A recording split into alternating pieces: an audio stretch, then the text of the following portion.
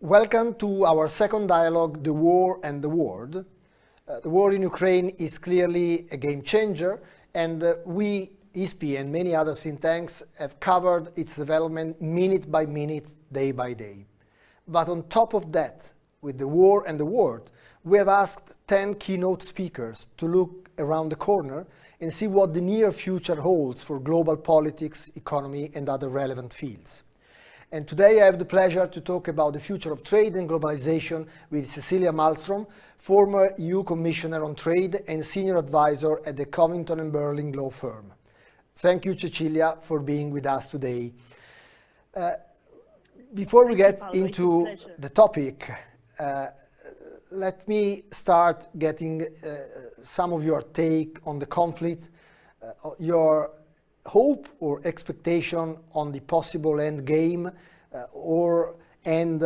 what is the one thing that this conflict has changed more that you would underline? Well, thank you, Paolo. It's an honor to be with you. Of course, this terrible war surprises us all with its brutality and its ruthless vis-a-vis civilians. And we see examples of this every day. I think a lot of things will happen, actually. Just only in 5 weeks, politics within the European Union has changed a lot, and we certainly see effects when it comes to trade, foreign policy, defense, and our relationship with other allies such as the US, which has strengthened a lot during these weeks. There have been more phone calls between Brussels and Washington the last 5 weeks than the last 5 years, actually. And maybe something good can come out of this, as we are hopefully one day restructuring Ukraine, but also trying to restructure the fallen global rules. And let's now move into the topic we have invited you for. We had invited you before, last year or 2 years ago, to analyze the impact of the pandemic on international trade and value chains. Now, on top of that, we have the war, and with the war, we have sanctions. How disruptive are and will be sanctions for international trade and value chains? Well, it's hard to say yet. Of course, the sanction comes at a moment, and the war, of course, at a moment when Europe and parts of the world were preparing to restart again their economies. And some of the outlook were very good. But of course, this will have effects on inflation, energy prices we see already. Some commodities will be scarce. The effect of the war and the sanctions will also have, in addition with the droughts in Northern Africa and elsewhere, could create famines, which the United Nations has warned of. So it's hard to see the exact effect of the value chains, because the Russian economy is not that big of a partner for the European Union. But of course, if it spreads, if China enters, participates somehow, or try to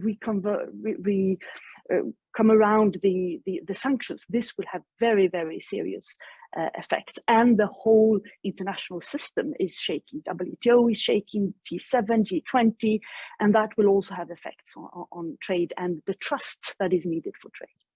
But you mentioned China. Would you expect China to get into this conflict in a way that we are forced to put sanctions on China as well?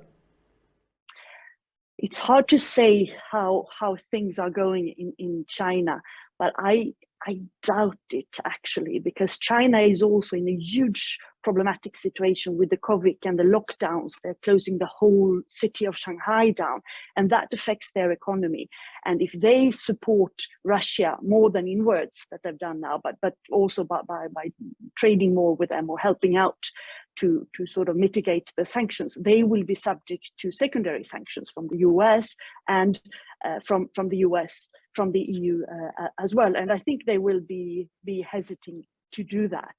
But so many things happen by the hour now, so it's hard to tell. But for the moment, I say that is rather unlikely.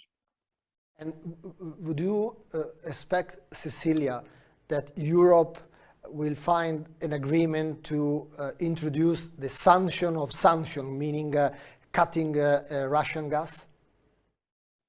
Well, I know how hard this is in some countries, your own and in Germany and some others as well. So it will mean a lot of sacrifices for many European citizens and industry.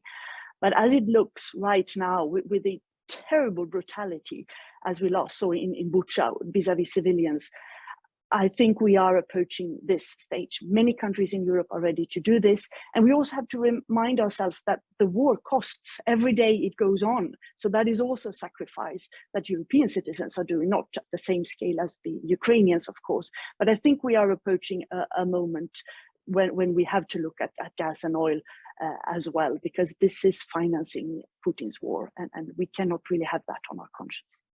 You are currently in United States on a business trip, and when you got there, did you feel any difference in perception on the crisis compared with Europe? I mean, because we have clearly a different and asymmetric perception of something which is far away for United States, is close to us, very close to your country, by the way, to Sweden.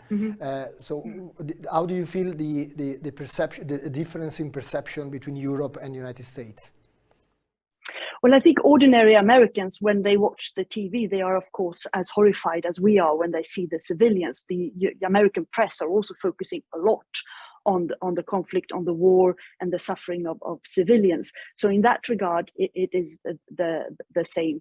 The Americans have, of course, a situation where they can look at it a little bit from distance, and they are not dependent on gas and oil in the same way. So for them, it was an easier decision to take, to cut the imports from Russia. But I feel there is an understanding that Europe cannot rush into that decision so quickly.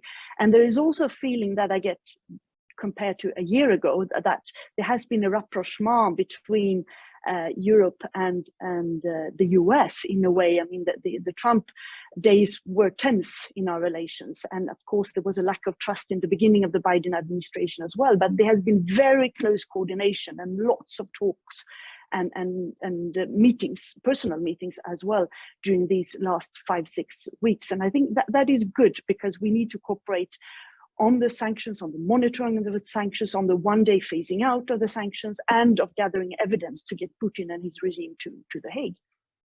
But would you believe that at the end of this crisis, and there will be an end of this crisis, and of course we hope it's a positive one, will European strategic autonomy be increased or decreased? I think it depends on which way you look at it. On the one hand, NATO has also been very strengthened during this time, stronger than in many, many years. And in my country and in my neighboring country, Finland, who's always been outside NATO, there's now a majority of the citizens in favor of joining NATO. And that was certainly not that Putin had calculated.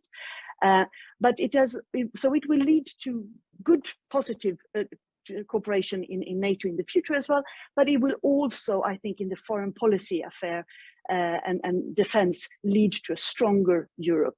This has been controversial in some capitals, but I see now that they are converging around a wish for Europe to be stronger on the political scene, both when it comes to foreign policy, seeing how important it is that Europe talks with one voice, but also when it comes to defense and security matters. So in that regard, we will probably be more autonomous or more European, or depending how you want to define it. When it comes to trade, I think that there opens new possibilities to look at what can we do together with the US on this when it comes to certain raw materials that we both need when it comes to chips and semiconductors.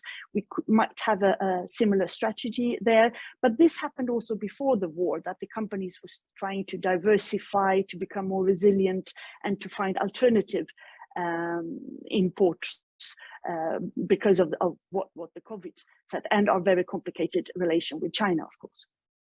Now, I think we have been asked this question millions of times over the last 2 or 3 years or more.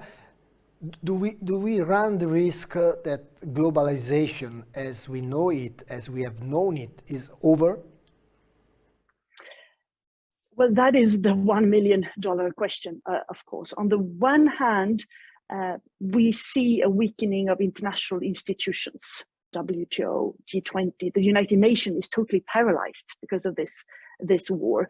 And that is very dangerous, because even if those institutions have been weak, they are there and they are the fundamental of the global world order. And in that regard, yes, globalization is weakening. Maybe we can come to a reunion of Europeans, Americans, Canadians, Japanese and others, strengthening these relations again, but it will be at the expense of Russia not being there, and then also India and China are, they are tip-tapping and seeing what will happen. So they will not engage in this for the time being. So in that regard, it is weakening, I think, and that is a pity. And that would probably be the biggest change, adding the pandemic to the sanctions and the war, when hopefully very soon we are out of this immediate crisis and war. I agree. The European Union has always been a champion of free trade. Would you expect this to continue to go on after these two crises, especially when it comes to China? Well, I certainly hope so, because free trade will be very important in the reconstruction and the recovery after the COVID. And free trade, well, it's not free, it's regulated. I mean, a free trade agreement is 1,600 pages of rules. But that is a way to build alliances, to create new possibilities of cooperation, in addition to the growth and investment and jobs that it creates. And that has been good for the European Union, that we have these alliances. And lately, and that started already a little bit before COVID, we've seen a stronger focus on level playing field, which is important. I mean, we have seen a stronger focus on trade defense instruments, on investment screening, on anti-coercion, on the international procurement instrument. Each of these instruments are very important in itself. But if you put them together and you see that Europe is not pursuing its free trade agenda, it risks to backlash, because we have free trade agreements that are done, just waiting to be ratified, with Chile, with Mexico, and with New Zealand. And they've been laying there for a long time. And we've seen a slowing in negotiations with Australia, for instance. So I hope that we can come back to a better balance. That yes, we need fair trade. Yes, we do need a level playing field, and we need some tools to be tougher on that. But we also need to continue opening markets, because that will be so important for jobs and investment and growth. And we do need that right now. Cecilia, when I ask you about globalization, you implicitly mentioned the possibility of getting into two worlds. You mentioned Europe, United States, Japan, and other, and then Russia and possibly China, India.